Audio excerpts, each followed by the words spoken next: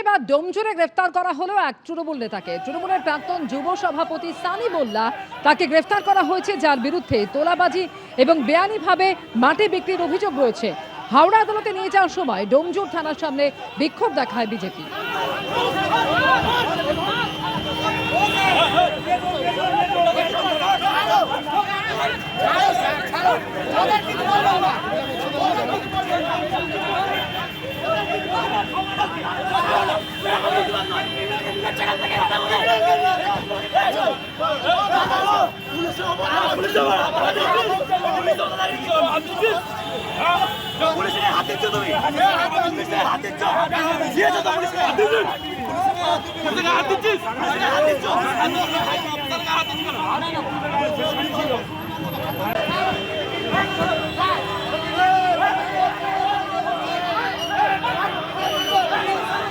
তোলাবাজি ও মারধরের অভিযোগে গলসিতে গ্রেপ্তার দুই তৃণমূল নেতা। গলসি 2 ব্লকের তৃণমূলের প্রাক্তন ব্লক সভাপতি ও পঞ্চায়েত সমিতির সহ সভাপতি পুলিশের জালে।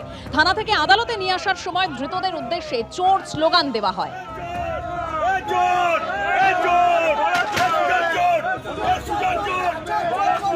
বিধানসভায় 10টি কমিটি এলো ঋতব্রত তৃণমূলের হাতে। কমিটিতে জায়গা পেল না কালীঘাট তৃণমূল। 41টি কমিটির মধ্যে 10টি কমিটির চেয়ারম্যান পদ দেওয়া হলো ঋতব্রত তৃণমূলকে। গতকালই পিএসসি চেয়ারম্যান করা হচ্ছে কানাইলাল আগরওয়ালকে। নতুন সরকার ক্ষমতায় আসার পর বিরোধীদের হাতে তুলে দেওয়া হলো 10টি কমিটি। 11ই আগস্ট চেয়ারম্যানদের নিয়ে বৈঠক ডেকেছেন বিধানসভার অধ্যক্ষ। সেই বৈঠকে থাকতে বলা হয়েছে পরিষদীয় মন্ত্রী সহ সংশ্লিষ্ট দপ্তরের দায়িত্বপ্রাপ্তদের। বৈঠকের পরে আনুষ্ঠানিকভাবে শুরু হবে কমিটির কাজ।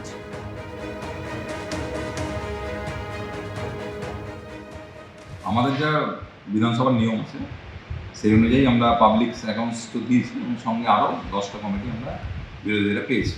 স্বাভাবিকভাবে বিধানসভার সমস্ত নিয়ম নীতি মেনে কমিটি থেকে আরম্ভ করে সব সেই অনুযায়ী সবটা হয়েছে। মানে সেক্ষেত্রে বিরোধীরা 10টা কমিটি তারা চেয়ারম্যান পদ পেয়েছে। 10টা। আচ্ছা, স্বাভাবিকভাবে এখানে যেটা নিয়ম, বিরোধী দলনেতা চিফ হুইপ এবং বিরোধী দল এই দুইজন মিলে আমাদেরকে লিস্ট দেয়, তারা সবার সঙ্গে আলোচনা করে। সেই আলোচনা করে আমাদের কাছে লিস্ট জমা পড়েছে, সেই অনুযায়ী আমরা করছি।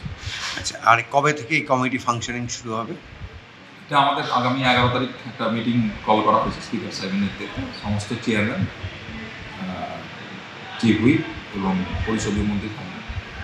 সেখানে সমস্ত আলোচনা হয়ে কমিটির মিটিং করে সেট করে কোথায় কী দপ্তর চলবে, কীভাবে চলবে এবং সেখানে এরা সুপারিশ করবে বিভিন্ন বিষয়, সেগুলো এখানে অ্যাকসেপ্টেড না।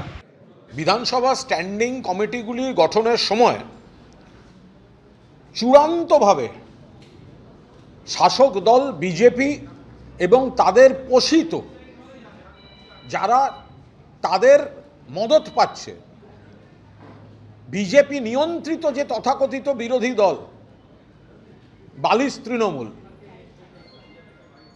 এরা কার্যত নিজেদের মধ্যে ভাগবাটোয়ারা করে নিয়েছে। স্ট্যান্ডিং কমিটি ন্যাক্কারজনকভাবে তৈরি হয়েছে। হোম, মুখ্যমন্ত্রী বা পুলিশ মন্ত্রীর 4 জন তৃণমূল থেকে দেখানো হয়েছে, 4 জনই হচ্ছে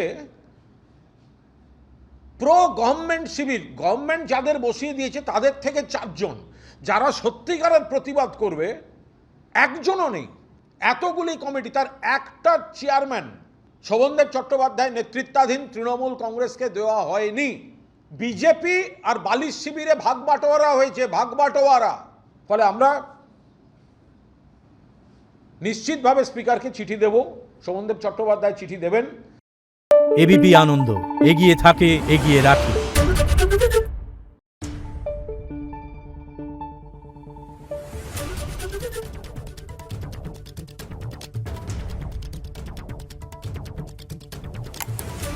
Thank you.